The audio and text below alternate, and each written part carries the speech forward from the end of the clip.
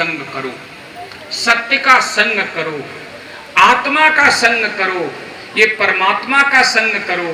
बंदियों, आत्मा और परमात्मा का संग करना ही तो सत्संग है।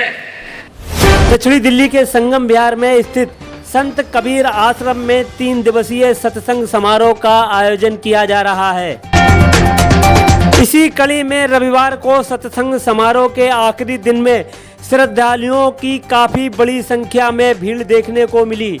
वहीं संत श्री किशोर महाराज के प्रवचनों को सुनने के लिए श्रद्धालुओं का सैलाब उमड़ पड़ा।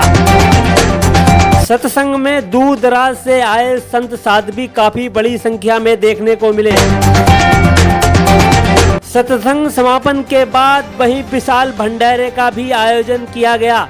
श्रद्धालुओं और आमजन ने खूब प्रसाद खाया और गुरु जी का आशीर्वाद लिया। देखिए हमारे संवाददाता आलम मंसूरी, अकबर अली, कैमरामैन कमर दराज की एक खास रिपोर्ट, BBC 24/7 न्यूज, दक्षिणी दिल्ली, संगम विहार। ये हमारे हृदय में जो सत्य विराजमान है उनके ही ये तत्व हैं।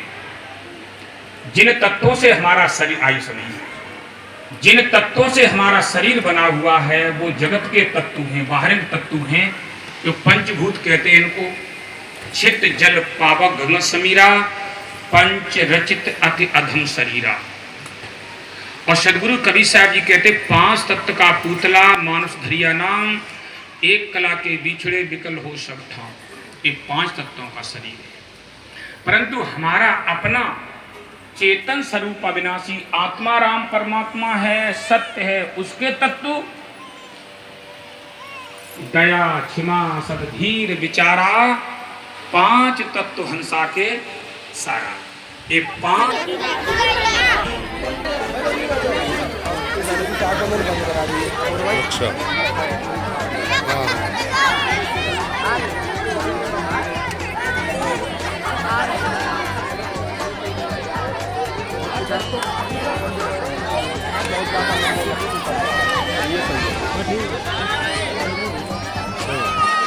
गुरु जी, आज 3 दिवसीय सत्संग समारोह का समापन हुआ है जी।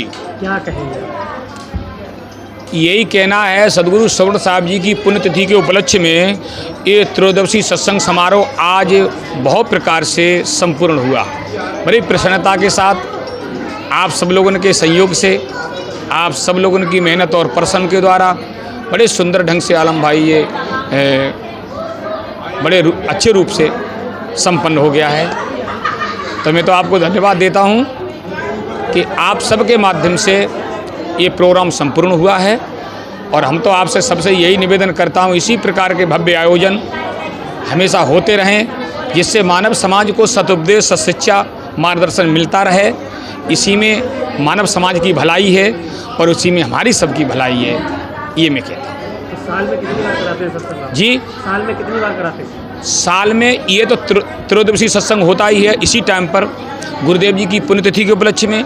बाकी सदगुरु कबीर साहब की जयंती के उपलक्ष्य में 1 दिन का प्रोग्राम होता है, गुरु पूर्णिमा के उपलक्ष्य में 2 दिन का प्रोग्राम होता है। साल में ऐसे ये भव्य बड़ा आयोजन होता है। बाकी 2 छोटे छोटे आयोजन हो जाते हैं और हर संडे को यहाँ छोटा मोटा सत्संग चर्चा होता है। किन किन बातों का खास आने वाले श्रद्धालुओं को बताया जाता है? विशेष रूप से मानवता का पाठ पढ़ाते हैं आलम भाई, मानवता का। किसी मजहब पंथ का पाठ नहीं पढ़ाते हैं, क्योंकि हमारी दृष्टि में कोई मजहब पंथ नहीं है, सब एक है और में एक है वो मानव।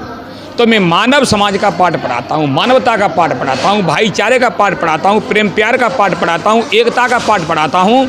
बाकी कोई मजहब पंथ का और विरोधाभास का पाठ नहीं पढ़ाता हूँ, पक्षपात का पाठ नहीं पढ़ाता हूँ।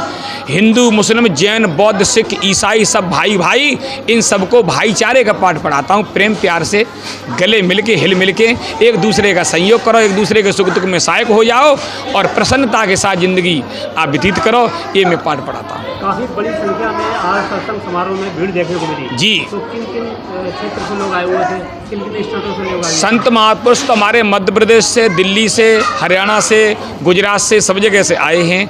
इसी प्रकार भक्त भी हमारे उत्तर प्रदेश से, राजस्थान से, हरियाणा से, पंजाब से, सब जगह से लोग आते हैं। जिस तरीके से पूरे देश का जो माहौल है, हम अगर बात करें विश्व का जो माहौल है जी बहुत ही एक अजीब हो गया है, हुआ है। बिल्कुल। तो उसको ध्यान में रखते हुए मानवता के लिए क्या संदेश देंगे आप?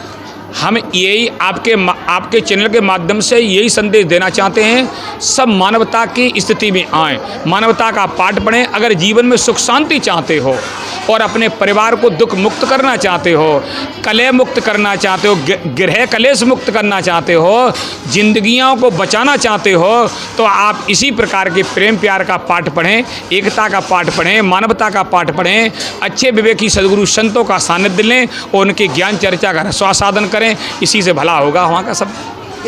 कुरान के भास्कर्ता जो कवि हुए हैं उन्होंने क्या कहा? सराफा आरजी होने ने बंदा कर दिया मुझको, बगरना हम खुदा थे गर दिले मुद्दवा होते।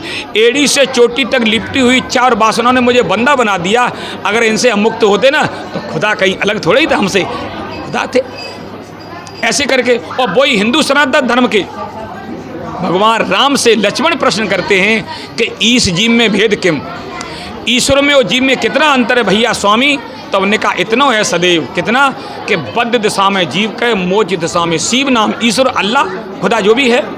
जब तक ये जीव काम क्रोध लोभ मोह अहंकार ईर्षा द्वेष छल कपट निंदा झूठ बुराइयाँ और नाना प्रकार के झूठे मतपंथ मजमों के अहंकार घमंड में पड़े हुए, तब तक ये सब जीवों के काम हैं। और इन सब से मुक्त हो जाना, निष्पक्षता का पाठ पढ़ना, सबके हृदय में बैठा हुआ अविनाशी आत्मा को अपना सुजाती बंधु समझना और किसी को दुख संकट पीड़ा नहीं देना, सबके साथ में अच्छा भला करना, यही तो नाम ईश्वर का है।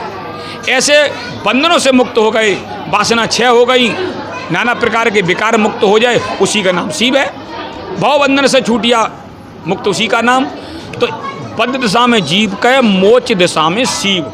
मोह का मतलब है सबके मोह से मुक्त हो गए, सबके मोह का ख़त्म कर दिया, बस मोह से मुक्त हो गए, मोह छूट गया, उसी का नाम शिव, उसी का नाम ईश्वर।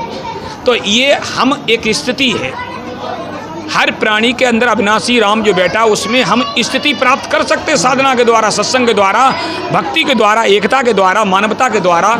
ये एक पद है, एक स्थिति है, इसको अगर हमने प्राप्त कर ली तो फिर क्या पूछते, फिर न कोई हमारा कोई पराया है, न कोई हमारा मित्र है, सब हमारे अपने हैं, हम सबके हैं। आपा तजे हर भजे नक्सिक तजे विकार, यानी नख से सिका तक, चोटी तक, यानी जितने विकार हैं, जितने अवगुण हैं, जितने अमाल हैं, जितने अमल हैं, सब हराम। जानो अमल सो सबे हरामा।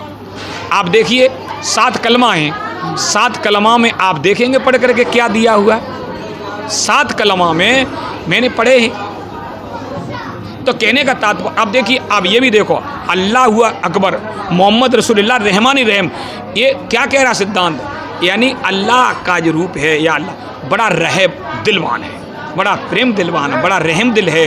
जब अल्लाह रहम दिल है फिर बेमतलब की कुरीति, फिर क्यों खाम खाम मान समझी, क्यों खाम खाम राग दोष, क्यों खून खराबा?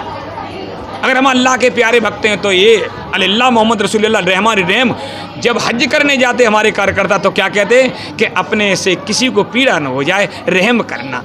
और वही सनातन धर्म कहता दया करना। पर सदगुरु कबीर साहब कहते अब ऐसे इस प्रकार के क्रियाकलाप नहीं देखने में आते, जब इस प्रकार के भाव नहीं देखने में आते तो तुम्हारे शब्दों में ही कहानी रह जाती। तब सदगुरु कबीर साहब कहते हैं कि हिंदू के दया मेहर तुर्कन की, दोनों घट से त्यागी, ई हलाल वो झटका मारे आग दोनों घर लागी। भाई दोनों के घट, क्या इस्लाम क्या हिंदू, सबके घट दया से मेहर से शून्य पड़े हुए हैं। फिर क्यों काम काम में अल्लाह की दुआई देते, क्यों ईश्वर की दुआई देते हो? ये दुआई मत दो, झूठी बातें मत करो। अगर आप में दया है, आप में मेहर है, फिर झगड़ा किस बात का, फिर कलेश किस बात का, फिर द्वंद्व किस बात का, फिर मांसमारी किस बात की, फिर राग दोष किस बात का? इन सारे राग दोषों से मुक्त होना है तो भैया वही महादेव वही मोहम्मद ब्रह्मा आदम कहिए और को हिंदू को तुर्क काबे एक जमी पर रहिए।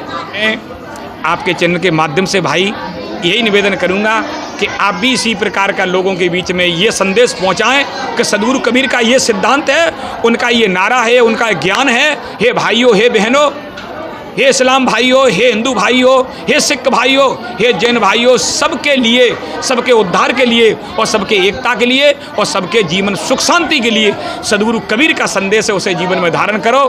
और ये मेरा भी अनुरोध है, इसके अलावा और क्या सब हो सकता है।